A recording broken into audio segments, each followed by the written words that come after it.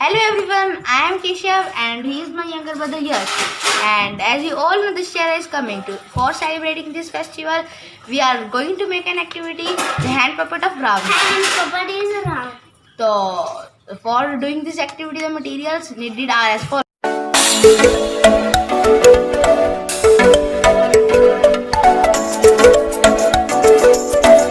For making this puppet, first we will take a yellow paper and Yash apply her glue.